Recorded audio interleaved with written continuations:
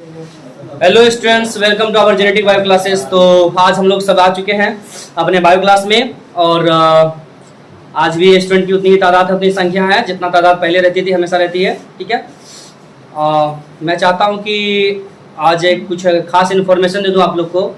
हालांकि अलग अलग न्यूज आ रहे हैं, अलग अलग खबरें आ रही हैं कि लॉकडाउन लगने वाला है 4 तारीख से।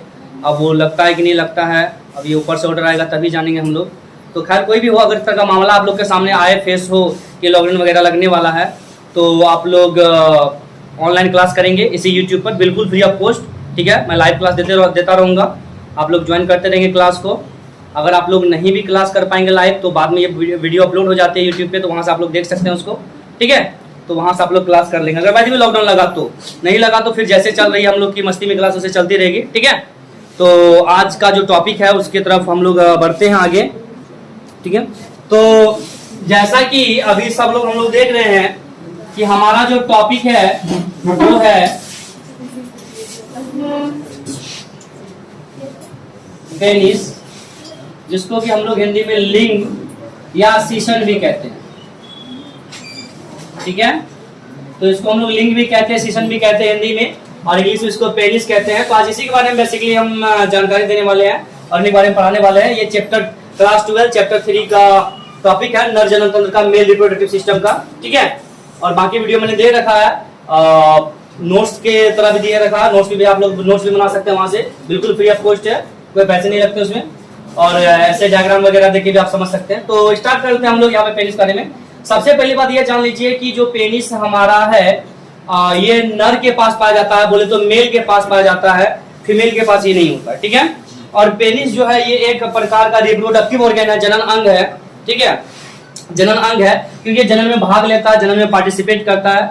पेनिस का मुख्यतः 2 काम होता है, मैं इसके संरचना भी बताऊंगा लेकिन इसका काम भी मैं बता रहा हूं। पेनिस के मुख्यतः 2 काम होते हैं। जो पहला काम होता है इसका पेशाब निकालना, सबसे मेन काम इसका पेशाब निकालना, यूरिन को सेग्रेट करना, पेशाब को बाहर निकालना। और दूसरा इसका मुख्य काम होता है सीमेन को बाहर निकालना, मतलब वीर्य को बाहर निकालना। ठीक है, ये सारे काम होते रहते हैं पेनिस के।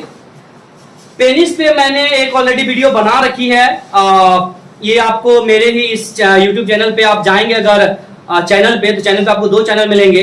वहां पे आप देखेंगे देसी बायोलॉजी बोल के एक चैनल है, उसमें मैंने दे रखा है दुनिया के वो 10 ऐसे जानवर जिसके पेनिस की लंबाई काफी ज्यादा होती है, तो वहां से आप लोग वीडियो देख सकते हैं। ठीक है, खैर आ जाइए, हम लोग यहाँ पे इंसान के पेनिस के बारे में बात कर रहे हैं, ह्यूमन के लिंग के बारे में बात कर रहे हैं। तो ये जो पेनिस होता है ना, तो ये जन्म से ही इंसान के बॉडी के बाहर पाया जाता है। ठीक है, शरीर के बाहर उदर गुहा जिसको हम लोग बोलते हैं एब्डोमिनल कैविटी, इसके बाहरी हिस्से में ये पाया जाता है, मतलब पेट के बाहर ये 2 जांघों के बीच में लटका हुआ होता है। ठीक है, पेनिस जैसे जैसे इंसान की उम्र बढ़ते जाती है, पेनिस का साइज भी बढ़ते जाता है और एक एज पे आके उसका साइज रुक जाता है, जो एज 18 या 20 के आसपास होता है। इसके बाद उसकी साइज नहीं बढ़ती है, लेकिन फिर भी कुछ लोग ऐसे होते हैं जो उसकी साइज जबरदस्ती बढ़ाने की कोशिश करते हैं, दवाई खा के या ऑपरेशन करके, जो बिल्कुल गलत है। उसके बारे में मैं आगे चर्चा करूंगा, जो कि नहीं करनी चाहिए। ठीक है, अब आ जाता है मेन पॉइंट हम लोग पेनिस में। तो पेनिस जो होता है, जिसको सीसन कहते हैं, ये एक लंबा नलीनुमा रचना होती है। ठीक है, और इसका जो संरचना होता है वो ऊपर की तरफ से एक मुंड होता है, मतलब कि एक टोप नुमा रचना होती है, कैप लाइक स्ट्रक्चर का टोपी नुमा रचना होती है, जिसको ग्लास पेनिस कहते हैं, हिंदी में सीसन मुंड भी कहते हैं। ठीक है, साथ ही इसके ऊपर एक मोटा सा चमड़ा रहता है, स्किन रहता है, जिसको कि फोर स्किन कहते हैं, प्रीपियस भी कहते हैं इंग्लिश में, है ना, और हिंदी में सीसन मुंड छद भी कहते हैं। ठीक है, सीसन मुंड छद कहते हैं हिंदी में, और इंग्लिश में इसको फोर स्किन, प्रीपियस भी इसको कहते हैं।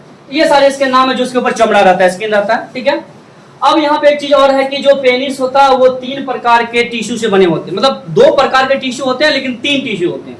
टिश्यू का मतलब उत्तक, मतलब पेनिस जो बना होता है, लिंग जो बना होता है, वो 3 उत्तक से बना होता है, 3 टिश्यू से बना होता है, जिनमें 2 टिश्यू एक ही समान होते हैं, एक टिश्यू बिल्कुल अलग होता है।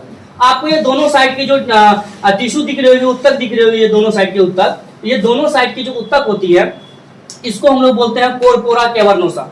ठीक है, इसका नाम है कोरपोरा कैवर्नोसा नाम है इसका। और जो बीच में जो उत्तक पाए जाते हैं, बीच में जो नली पाए जाते हैं, उसका नाम है कोर्पस स्पोंजियोसम।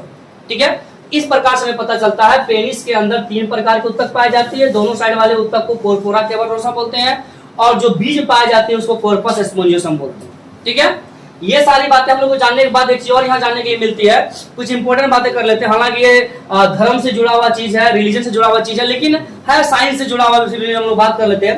पेनिस के ऊपर जो फोरेस्किन पाया जाता है, जो चमड़ा पाया जाता है ना, इसके कुछ बेनिफिट में है, कुछ नुकसान भी है।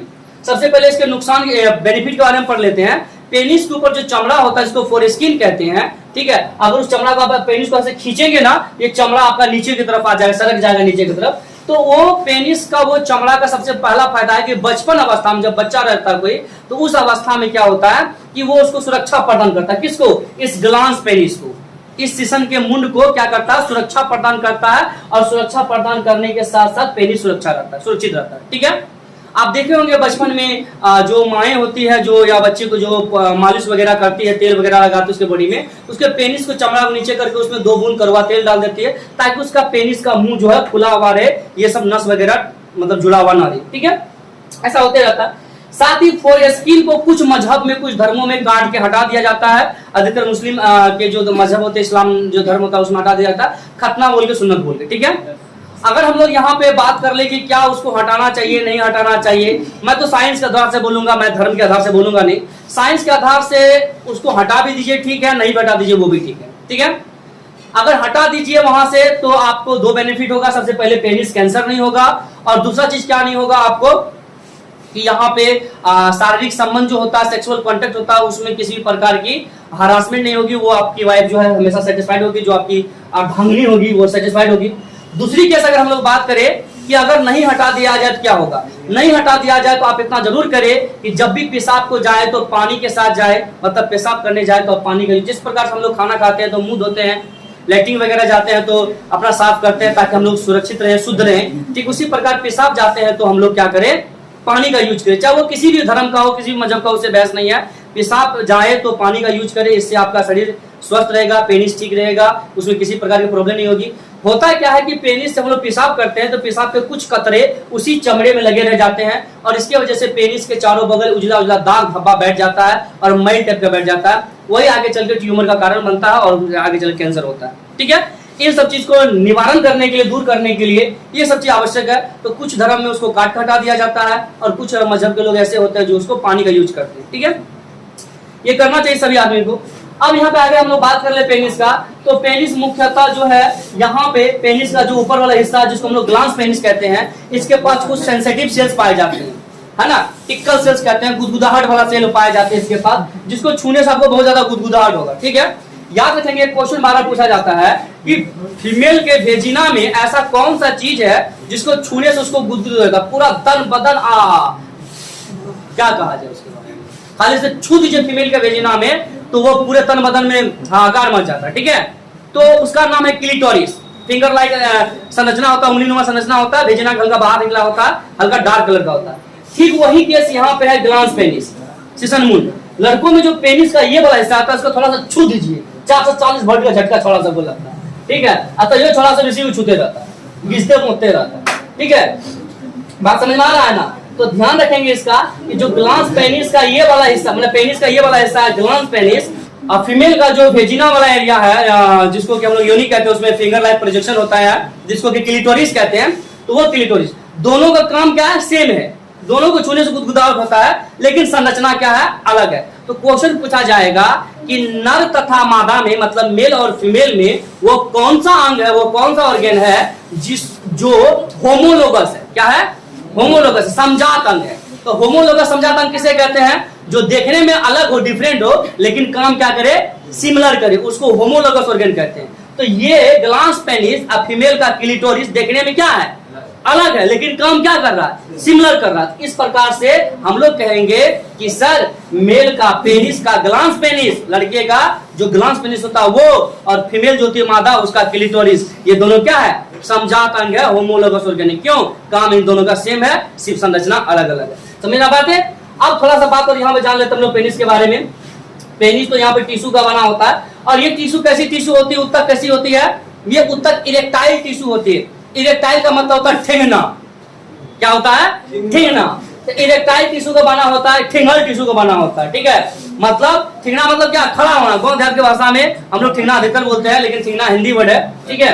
तो इरेक्टाइल टिश्यू को बनाता है। इसी की वजह से हम लोग का जो पेनिस है वो ठिनता है, मतलब खड़ा होता है। समझ में आ रही बात है ना।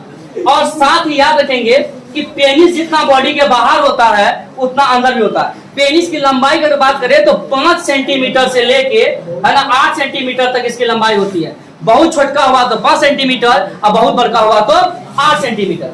अगर 5 सेंटीमीटर से भी छोटा पेनिस आपका हो गया तो समझ लीजिए आप छक्का हो गए, हिजड़ा हो गए, ठीक है, समझे बात को।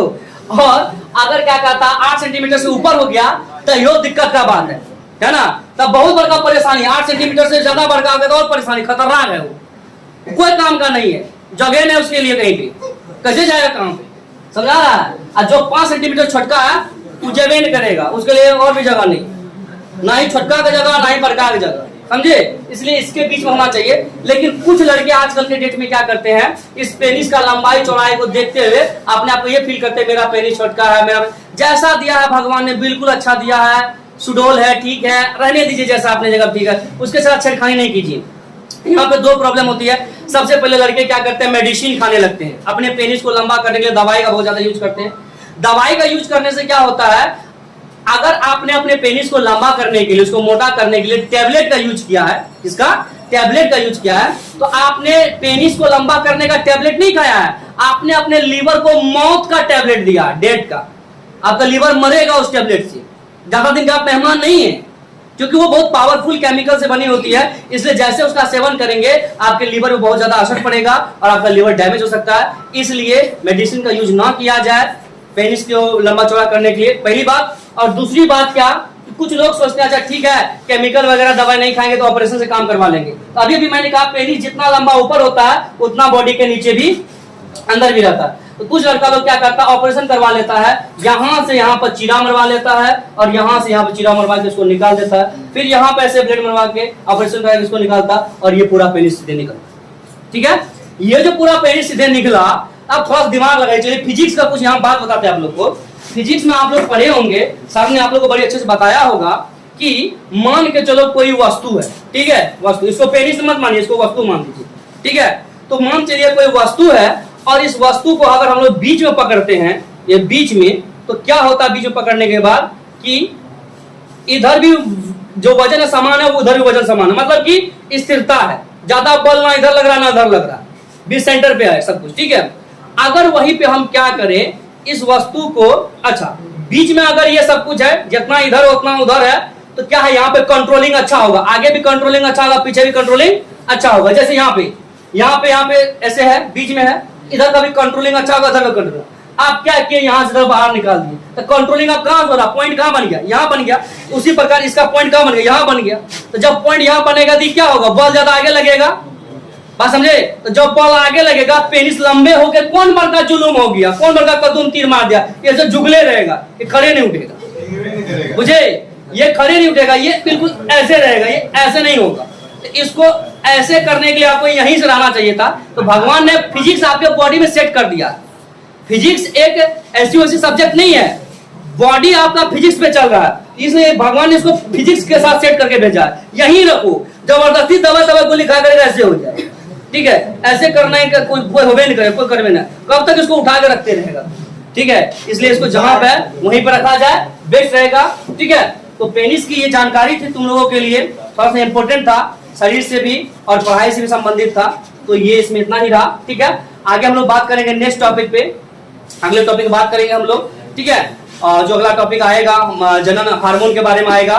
तो नर जनन में हार्मोन का कैसे कंट्रोलिंग होता है, ग्रंथि आएगा, ग्लैंड के बारे में पढ़ेंगे हम लोग, रिप्रोडक्टिव ग्लैंड कैसे कैसे काम करता है, ठीक है। तो बने रहिए हमारे चैनल के साथ, चैनल को सब्सक्राइब कीजिए, है ना, और वीडियो को लाइक कीजिए, वीडियो को शेयर भी कीजिए और एंजॉय करते रहिए हमारे वीडियो के साथ। Thank you.